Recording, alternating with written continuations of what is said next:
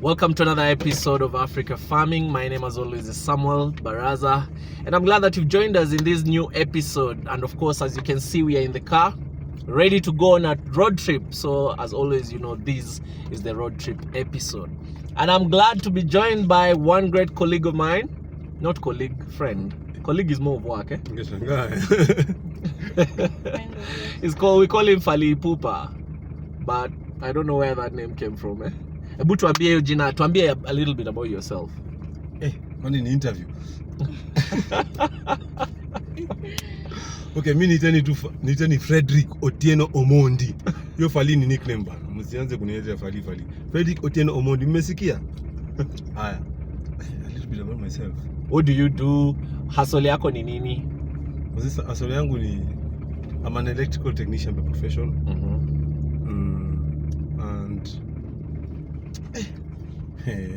Sasa makaria yangu sasa hiyo tu. Hustle yako what as in technical work. I do technical things which involve mathematics a lot.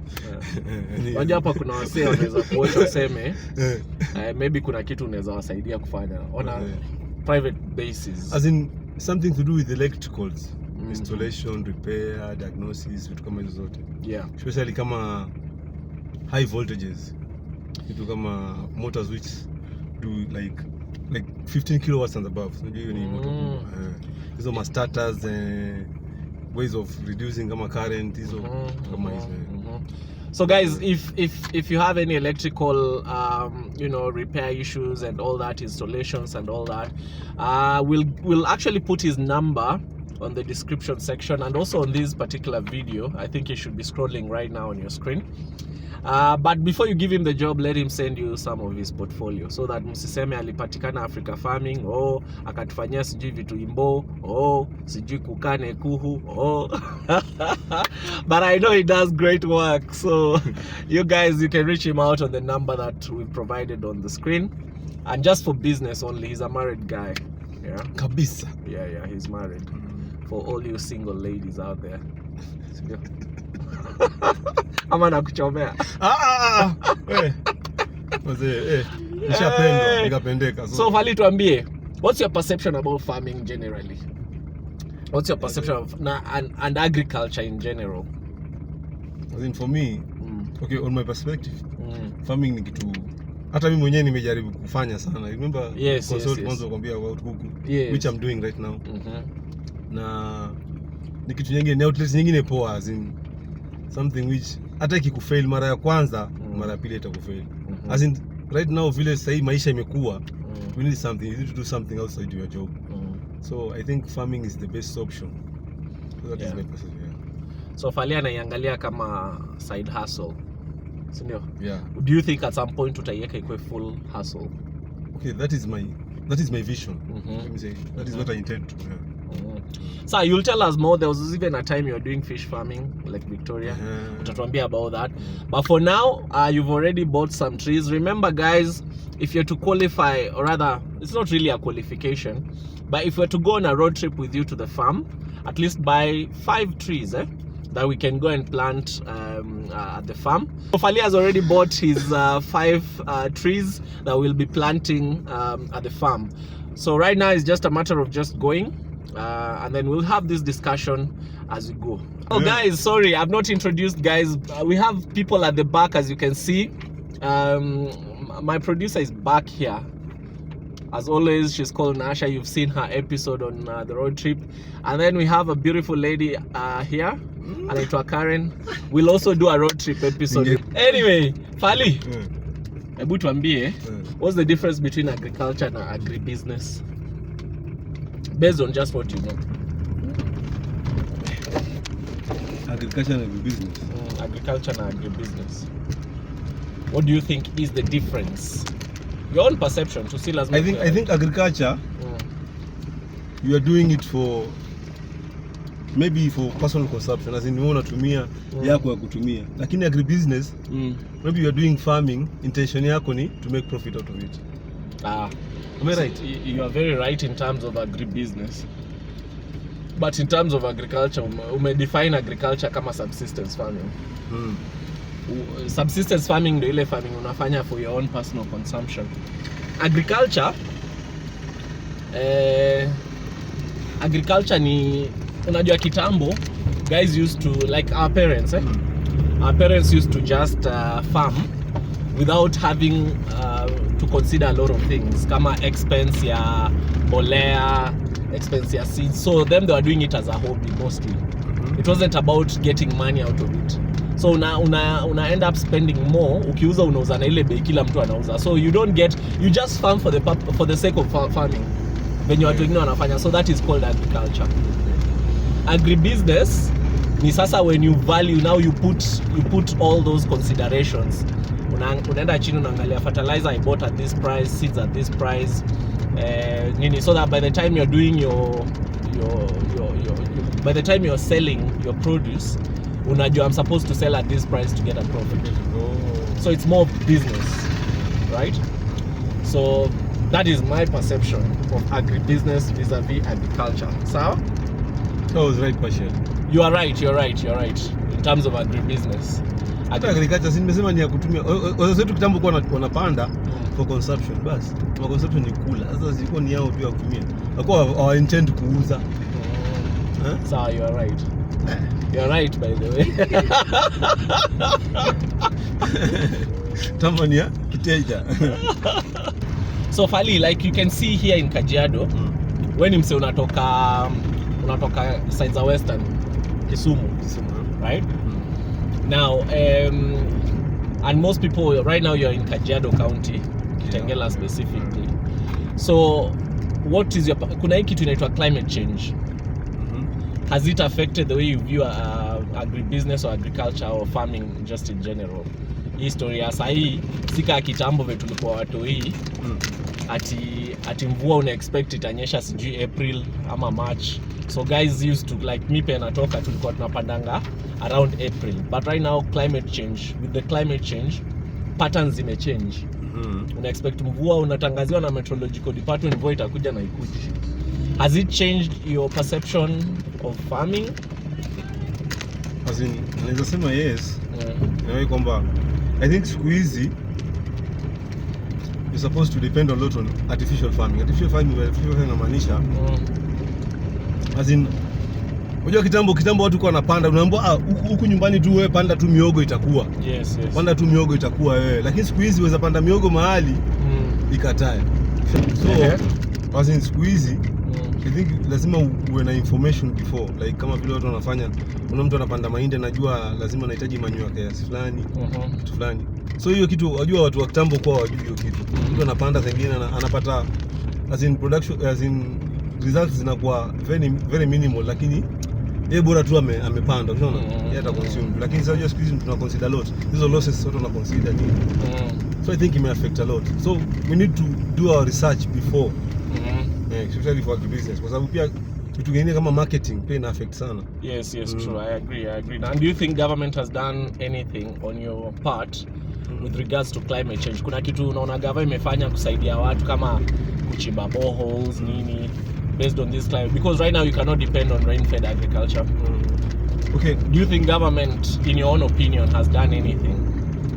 Like ni kidogo sana, like county government inajaribu, lakini ni kidogo sana kwa sababu kwetu kuna bowl moja imechimbwa, lakini kitu muhimu sana ni information. Yes. Understand about information is the most important thing. Sababu hata ukipewa moyo umpe maji mingi, lakini ugonjwa ikija ajui ni ugonjwa gani kwa mti, atatibu vipi? True. Unaelewa? Yeah. So I think and remember kitambo tulikuwa na wale watu walikuwa into agricultural extension officers. Bas, kwa paka na channel, I think it's still on TV. Jamaa wanatembea kwa manyumba. Yes. Lakini watu wakijua mtu anakuja area fulani, wanakuja wote wanasikiza, wanapata information, they ask questions, they get answers. So now if you are to start today, I know you've started with chicken farming and all that, but that is because you probably there's something that you saw and you wanted. But in your own free will, sahi umepewa all necessary requirements, whether it's capital, whether it's what land, whichever thing you need to start. What type of farming would you do if you're to start today as a new farmer? I think bado sijaifikiria hiyo, lakini for me I think I'll go for avocado. Ask me why. Why avocado? Kwa sababu avocado hata msiponunua naweza kula zote. Sijafikiria hiyo kitu by the way. Funny thing. Mimi nafanya kuku na mbuzi lakini sijafikiria ati kupanda. Sijui kwa nini na hiyo fear. No, si story ya kupanda farming hata kuku ni bado farming. I'm just saying sometimes we do whatever we do because maybe we are limited with resources, hatuna shamba, hatuna nini. But if you had all those things, what type of farming would you do? Was it goat? Goat farming, in fact, tushajibu swali next nilikuwa nataka kuuliza. I wanted to ask you, sheep or goats? Okay, na goat, you know why? Kwa sababu ya price. Sheep ndio zinazaa sana. Lakini compare price ya goat na sheep to consumption, I think goat is good. For you is about the business. Okay. Now, just a simple question. I asked this question, niliuliza, and you said you watched the previous episode ya road trip, Which B word refers to Maliza. Because you're into goat farming. Which B word refers to a male goat? And don't tell me Billy. Which B word? Kama uli watch. Naweza kupatia tip. Nikupatie mji. Fikiria ilikuwa in the last episode. Uchi ni kucheka. It refers to a male goat.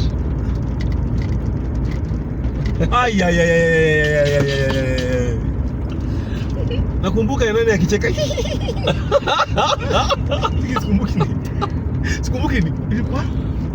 Hebu nipe tip. Nipatie mji. Nipatie mji. Nipe mji, wacha kuniza simu nipatie mji. So nipe mji. Wewe kwani ukufanya vitu Kajiado? Nilienda kule Kajiado, watu wa Kajiado wakaniambia niwasalimie hamjambo. Hatujambo. Sawa. So tip ni it is also a slang for the US dollar. Ukiona ma movies watu refer US dollar kama hiyo jina.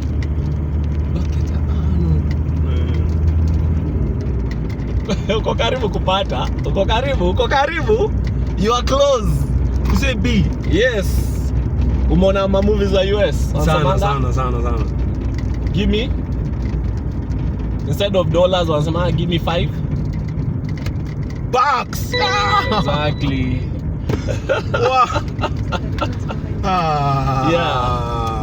Now that you're in goat farming, that was a relevant question. Now, so next time when you're watching our trips, make sure you are very keen. Sawa kabisa. Now, I have another question. Apart from sheep or goats. Before tuingie kwa unajua kwa hii nini yetu tunakuanga na 5 question challenge. Ukipata zote I give you, for each question I give you 100 bob. Ukipata each question 5 questions. Na ukipata zote na multiply hiyo 500 utakuwa umepata by 2 na kupatia 1000. So at least uko na mzinga. Mazee hiyo ndio unaweza tesa Unaweza timbua. Kwanza na hii economy ya Ruto. Wacha. Unaweza tesa mbaya sana. Talking about the economy. We've heard of affordable housing, but now implementation of affordable housing in some counties ina require watu kukata miti, like land penye wanataka kuimplement lazima wakate miti. So if you are to choose between affordable housing and the trees, what would you choose? Either you implement affordable housing or you keep the trees. What would you choose? I think tuko na enough land ya kujenga hizo affordable housing. I think we should to cherish hizi miti ba. I think what we are going through right now, like hii kukauka, I think inakuja kwa sababu ya miti. Nakumbuka tulikuwa warned kitambo, I want to mention any politicians, lakini mention unaogopa nini? Unaogopa utakujiwa? Nani? Basi sasa unaogopa nini? Si mention. Hawaji kwako. Hawaji kwako. Hata si hata issue na kukuja. Nani ananikujia mimi? Jamaa, mimi sina kitu nanikujia nini? Anasema watu wanakujia ndio wale wanaka kitu bwana. So, naweza sema hata mimi sasa hii nataka kupanda miti. Yes. Like every weekend. Yes. Nataka nianze weekend natuma 1000 home. Yes. miti zinunuliwe zipandwe kwa hiyo shamba ya home. Very true. Yes. We need to plant trees. Look at the beauty. You have which is unachukua. Yesterday nilikuwa na situation juzi, Unajua home ile nyumba nimejenga, sijajenga choo kwa. Najenga choo kwa nyumba.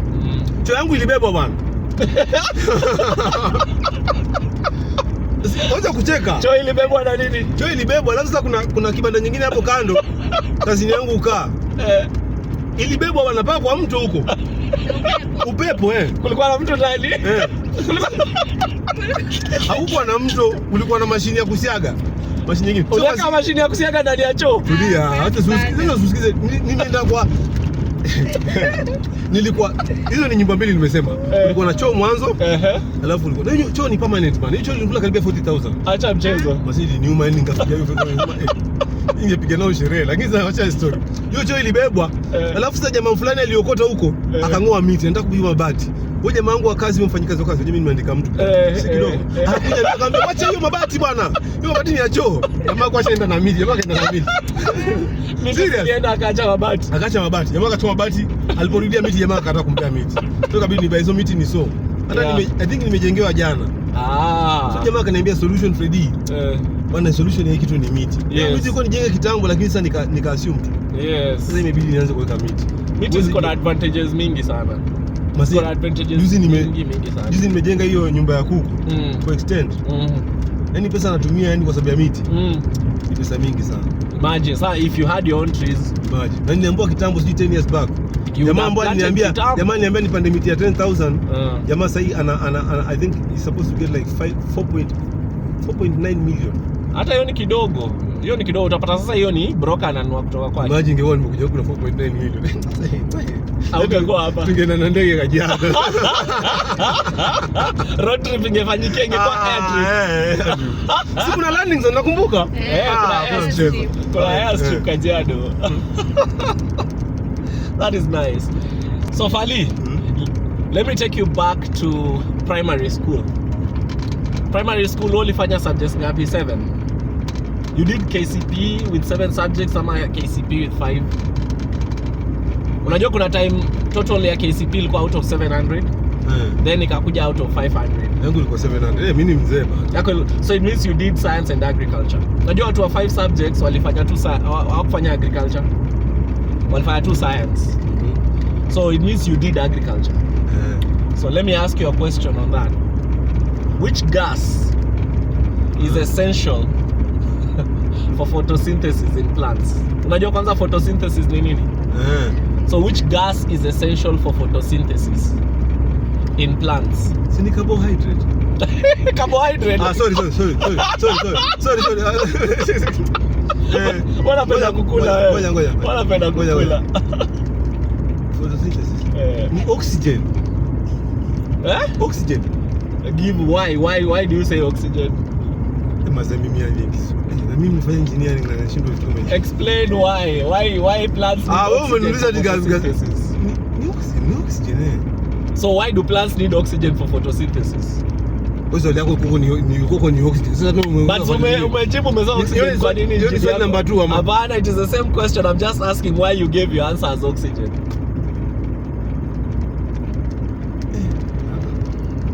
Hapo. Ngoja nijaribu. Hata afadhali carbohydrates bwana. You are closer. Ngoja. Aya, nishakupatia tip. Carbohydrates was closer than oxygen. Bas, acha nikwambie. Ni nini? Gas inaitwaje? Inaanza na hiyo ka. Ati hiyo gas inaanza na hiyo ka. Kwa carbon monoxide is poisonous. Hatuwezi kwa nini? Carbon monoxide ni kitu yenye kichoma chako. Unakwambia hizo kwa ni poisonous. Nini ingine inaanza na hiyo carbon pia? Ngoja. Carbon dioxide. Hiyo ni mia wewe. Hatujafika kwa challenge questions bwana. Hizo swali za nini? Hii ni continuation. Oh, Jesus Christ. Mia imeenda. Hatuanze. Bado challenge questions hazijafika. Sasa hivi tunaendelea road trip. Wow. Si carbon monoxide, ni carbon dioxide. Carbon dioxide, sorry, carbon dioxide. So carbon dioxide is required by plants to photosynthesize, but now the product is oxygen. So sasa tuna breathe your oxygen. Kuna kitu inahusu sijui bee hapo ni nini? Hakuna story ya bee. Wewe unaongea kuhusu pollination. Hakuna story ya bee kwa photosynthesis. Hii agriculture ulisoma my. Ngoja tuanzie hapo, ulipata agriculture nini? Kwa KCP. Science. But nilifanya banga pasu engineering, so nilipita. No, ulipita kwa sababu ya science, si kwa sababu ya agriculture. Wewe, high school nilifanya biology. Biology. Ulifanya as an examinable subject ama ni yenye ulidrop? Nilifanya huwezi fanya engineering kama hujafanya hizo tatu. Engineering requires only physics and one other science. Kwa tulikuwa nakataa. Nikianza Mombasa Poly, tulikuwa nakataa. Lazima ufanye science zote. Okay. Ni requirement. Mimi najua engineering ni science moja which is physics. Lazima ufanye maths poa and maybe one other science. Simuliza hata swali hata ya Laplace as in mathematics kidogo pia. Nikuuliza swali ya mathematics. Parallelogram. What is a rhombus? Ile square sijui imekaa vipi sasa? Kama wanatambua, unatambua. Sasa swali hiyo si mathematics, hiyo ni maths. If 1 + 1 is 2, what is 2 + 0? Think about it. If 1 + 1 is 2, what is 2 + 0? So wacha kutoka jasho hapa. Hiyo ni swali simple. Think about it. 2 + 0 is 2. 2 + 0. If 1 + 1 is 2, what is 2 + 0? Ni 2 bana. Enyewe unaelewa hesabu zako. Now let's get back to agriculture and farming, What is the practice of raising water organisms called? Like fish, anything to do with water. What is that practice called?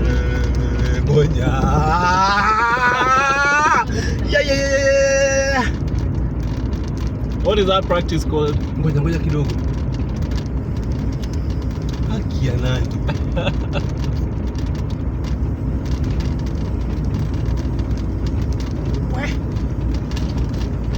Mazeni nimesahau. Hiyo nao nimesahau. Na ulifanya fish farming kwa Lake Victoria. By the way, tell us about that fish farming that you did. What is it about? Like, how do you do it? Before nikupatie jibu ya hii swali. No. Unataka the main purpose of that is unataka kuweka fish na zikuwe natural. Una kama vile unaweka kienyeji. Inaitwa organic. Lakini sasa unataka their natural habitat. Si story ya pond. Story ya pondo la nini, lakini sasa unacheka ina enclosed cage alafu unasifeed ndani ya hiyo lake. So haziwezi toka kwa cage. Haziwezi toka, so ukikuja kuzivuna ni rahisi. Na hizo fish unatoa wapi?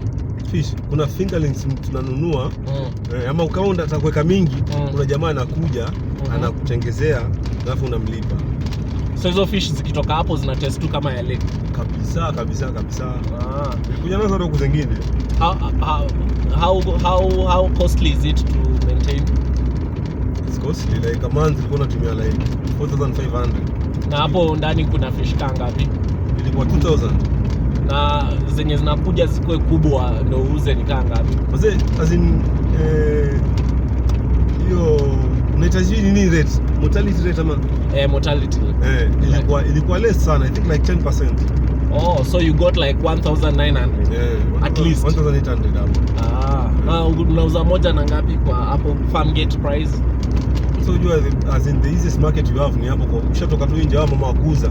Yeah, so many. So sio ndo nasema farm gate price. Kuna kitu inaitwa farm gate kwa farming. Like ile bei unauza ukitoka kwa shamba tu kwa gate ya shamba inaitwa farm gate price. So kama what is the farm gate price ya hiyo sasa? Ile watu tunauza na weight. Na weight. So kg ni how much? Yes. But ilileta do. For how long were you sending the 4,500? How many months? Monthly. How many months did it take? Was it 8 months? 8 months, yeah. 8, So you spend around 35,000. 35? See, 4,500 times 8 is around 35,000. I might not be right, but should be around that. think it's more. It should be 36,000. So you spent around 36,000. Na ukiuza hizo zote ulipata pesa ngapi? Iko inakuja kitu kama 400, almost 400k. Oh, okay. So it's something people can try. Hizo cage farming zinakuanga na bara tu mwingi. Lazima tu bara tu mwingi. Sasa mimi nimeenda nimevuna samaki zangu hapo, nataka kuuza, nishasema hii ni pesa yangu. Mtu anatoka hapo kwa sababu ati yeye ni neighbor. Kwa jamaa bwana anachungia samaki. Babake ndo amekuja. Ati mimi nataka hii. Nikamwambia lete pesa. Ati mimi sichukwangi na pesa, sijui ati mimi ni mtu hapa. Nikamwambia baba, mimi nimetoka Nairobi. Nairobi huko yenyewe pesa kupata ni ngumu. Nikuja hapa nikupee tu samaki bure. Kwa mtu wake akaanza kumtetea. Nikamwambia boss, hata wewe na kulipanga. Unajua out of that 4,500, 1,000 ni yake huyo mtu ya kulinda tu hizo samaki na kuzifeed. So ana cages nyingi, I think he makes like almost more than 100k per month. Unajua anakaa tu ocha kwa kwake. Nikamwambia wacha ujinga. Nikamwambia hapa ni sheria. Nikamwambia sheria ni yako. So that is what I was telling you. The difference between agribusiness and agriculture. Kwa wanaona tu it's normal. You can give me. Nikamwambia hata watu wengine kejo wamenipa. Nikamwambia hao ni hao, mimi uchukui. Mimi uchukui. Afadhali hata nikuachie yote hii. Uchukui. Ita ule mtu utaita. Nikae usexy nitapigia chief, ngambia pigia hata nani. Sikupea hata samaki moja mimi. Na nimekwambia hata hapa achukua. Na nilikataa. Hiyo ni poa. At least you knew agribusiness even way before you. Bana wewe, mwezi kwa tunalisha kuku jamaa anatoka na anatumbo, watu wanashangaa jamaa hata. Amenona hivi amekula vizuri yani. Nikasema yote ni samaki. Kama ndio samaki yangu tu. Ngambia bana wewe. Wewe unasema it was very healthy as in jamaa amenona vizuri. Ngambia sasa wewe na hii tumbo yote unataka kupigania samaki mmoja seriously. Hiyo ni kali. Kwa kijana wake nimeona amekasirika hapo, nikamwambia bana nyinyi msilete mchezo. Ni kama mmezoeana huku. Uweke yako, zuko hapa karibu. Weka yako. Before we take a break hapa Isinya. Guys, we are actually in Isinya. We were from Kitengela. So we'll take a break hapa Isinya, but before we do that, the answer to that question yenye nilikuwa nimeuliza. That practice of farming water organisms inaitwa aquaculture. It's called aquaculture. You saw the mali. No. I asked about beekeeping. Ile ya nane ama ilikuwa nani? Niliuliza beekeeping. Hiyo inaitwa apiculture. But ya maji inaitwa aquaculture. Sawa? So let's take a break here at Isinya, then we are coming back just right now.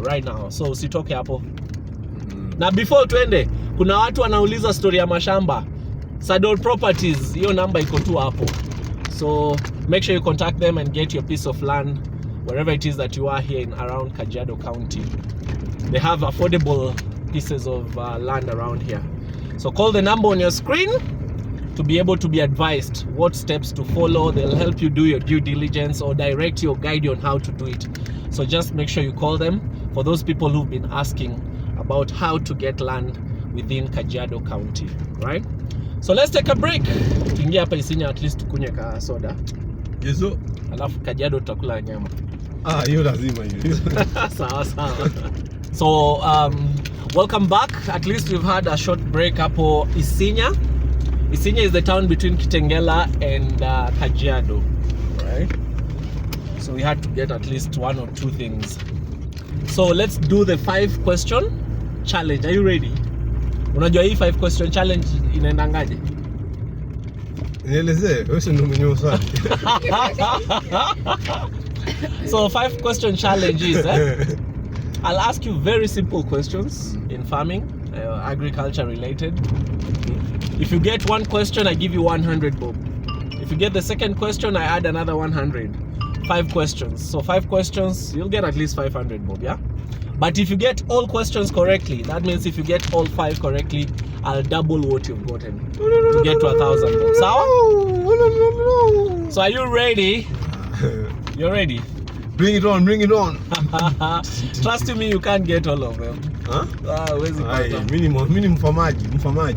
Yaani si eti mtu nakufa kwa maji, yaani mfamaji. First question. What do you understand by the term organic farming? What is organic farming? Unajua kuna pangana organic na inorganic ama non-organic. So what do you understand by organic farming? First question. Acha kufungua mdomo. Ongea. Ulikuwa utulie. Basi ni mfamaji. Wacha press. What do you understand by organic farming?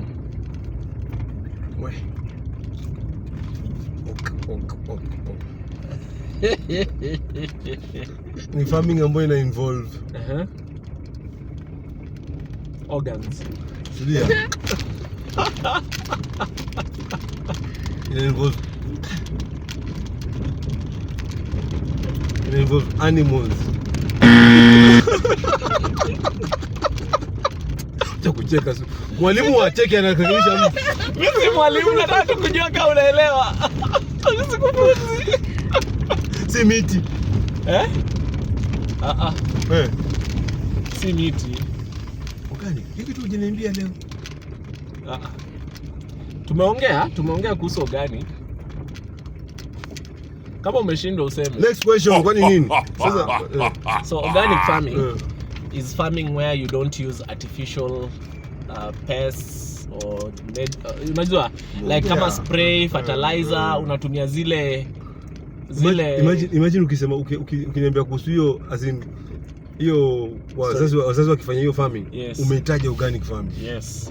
So hawatumii ma spray artificial. Kama ni spray unataka kuspray plants zako, you use things like rabbit urine which are organic. Unatumia vitu organic, yani natural, kitu haina artificially made hizi ma chemicals nini. Wow. So some farming that involves avoiding all those chemicals and all that inaitwa organic farming.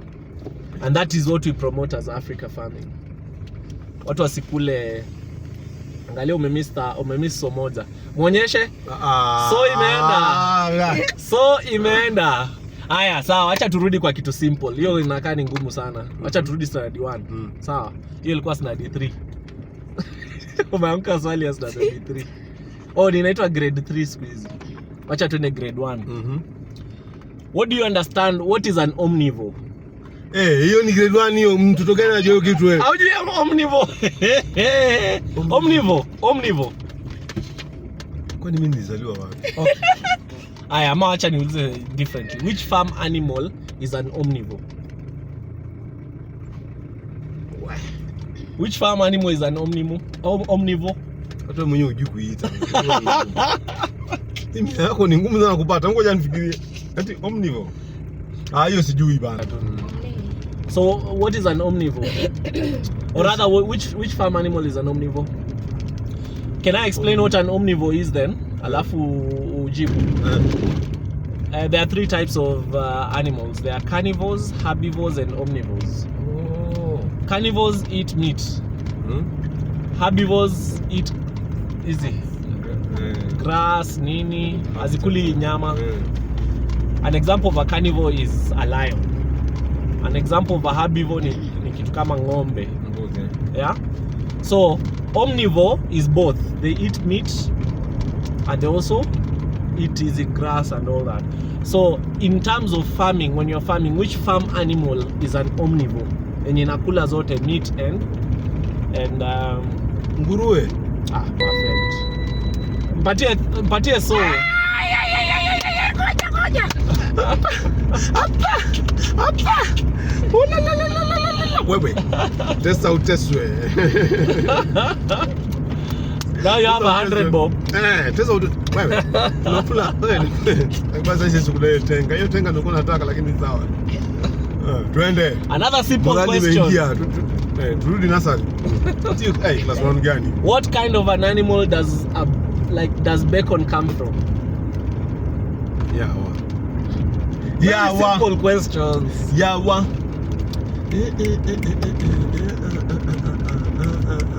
Bacon inatoka kwa which animal? Ng'ombe.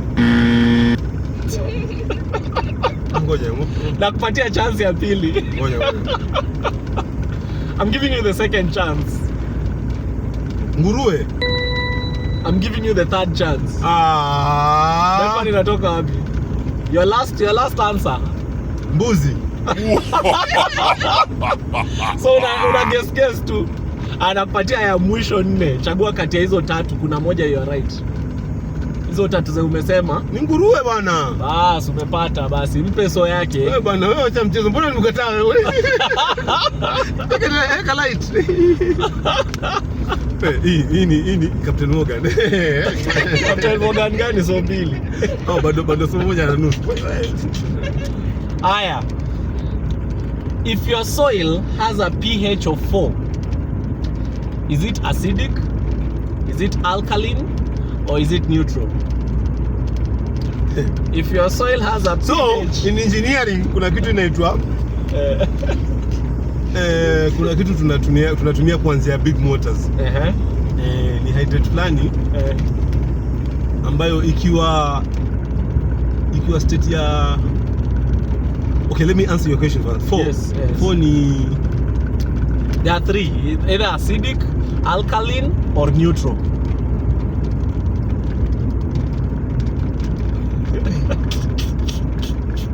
Ndio kwa ya kwanza. Najua ya kwanza alafu 10 to 11 hapo ni. Actually, how many pH levels do we have? Wewe acha maswali mengine. Okay, sawa. pH level 4, is it acidic, alkaline, or neutral? Neutral ni katikati, watu wanaino. Ndo nauliza. So pH 4, is it katikati? Ama is it acidic? Ama is it alkaline? Iko katikati, ni ya mwanzo. Na hiyo ya mwanzo ni nini? Ni acidic ama alkaline? Oye.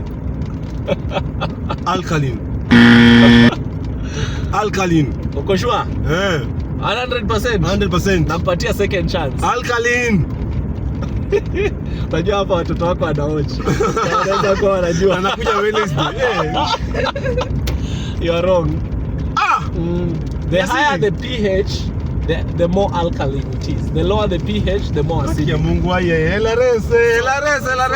Liquid water starter. So pH of 4 is acidic. There are 14 pH levels, 1 to 14. 7 is neutral. Anything below 7 is acidic, anything above 7 is alkaline. Sasa mtambo hizi anza mpaka hiyo kitu. Ndio kitu inaitwa interlock. So hizi anza mpaka ikue. Iko na hizo vitu pia pH. Kuna kitu ama kitu na relate na hiyo. Kuna instrument fulani tunaweka. Inaweza detect kama iko acidic. Sasa sasa hivi ndio songa sione kitu. Wataona. Wanasema huyu jamaa huyu na anapewa mtambo aanze kila siku. Na hajui kama ni acidic kama alkaline. Aya, last simple question. Last?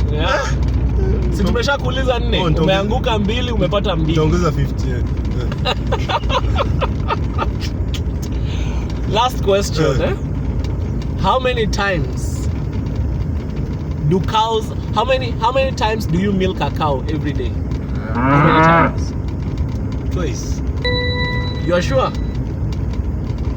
Wacha usitape kama ni twice sema ni twice. Wewe umesema alkaline. Are you sure? Asubuhi na jioni. Asubuhi na jioni. Uko sure kabisa? Milk katikati time ya lunch. Mimi kwa ng'ombe wale wa mtaani tuna milk ni asubuhi na jioni. Umepata. Bado 15 ape so yake moja sasa. Sasa inakaa hapa kwa dashboard. So Fally, Frederick Otieno Omondi aka Fally engineer Fally Pupa. So today you've gotten 3 questions right. You've missed 2, so you're not going to double your money. But I'm sure that 300 will get you that Captain Morgan. So anyway, we are going to the farm. We're almost getting there. Tukifika huko, at least we'll leave you with some of the, some of the clips of Fally planting his trees and whatever will happen at the farm. So I hope you guys have enjoyed our road trip episode, and ensure that if you want to join us in this road trip episode, kindly just call us on the numbers in the description section. Just make an appointment. We always come over the weekend. We'll pick you up. It doesn't matter how many you are, we can actually do that road trip episode together. And kindly remember, the only requirement is you buy at least 5 trees. At least 5 trees. As Fally said, or as Frederick said, ni so tu, si ati basi ni pesa mingi. Si pesa mingi, at most 100 bob, or $1 for those who are not in Kenya. So as Fally said, it's good to plant trees. Trees help a lot. And right now, with this climate change thing, it's good we get back to where we were when we were kids. So reforestation is something that we need to consider a lot. So wherever it is that you are, you can always join us on a road trip episode, on this road trip episode, and just contact us on the screen. Not to forget, our sponsors for this particular episode, Sador Properties. You can always get land from them. They'll help you get your do your due diligence, get all the documents that you require correctly, and by the time you get your land, it will be very clean, very, very awesome. And that is where I go to actually my land, where we are heading. So for now, kuna kitu huko nyuma mnataka kusema? Watu wa nyuma wenye walikuwa wamenyamaza. Hadi Turus ni nini? So until next time, changamka na ukulima. We leave you with pictures of Fally and I at the farm. Cheers. Kuna 300, sicheze na mimi. Kutesa. Ulikuwa unasema